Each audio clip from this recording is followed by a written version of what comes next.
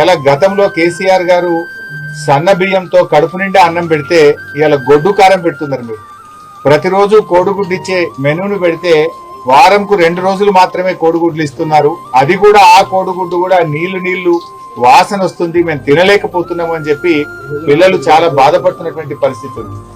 అంటే ఈ ప్రభుత్వం వచ్చిన తర్వాత గురుకులాలను, ముఖ్యంగా కస్తూర్బా పాఠశాలల్ని, ఎస్సీ ఎస్టీ బీసీ మైనార్టీ పాఠశాలల్ని నిర్లక్ష్యం చేస్తా ఉన్నారు.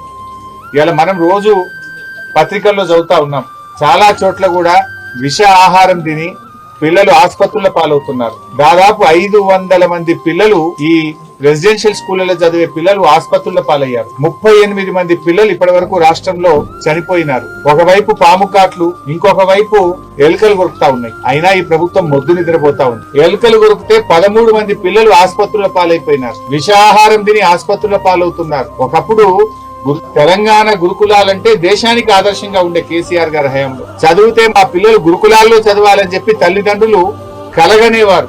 కానీ ఇవాళ తల్లిదండ్రులు కూడా ఇక్కడికి వచ్చి సవితక్కకు నాకు చెప్పి కళ్ళలో నీళ్లు పెట్టుకుంటున్నారు.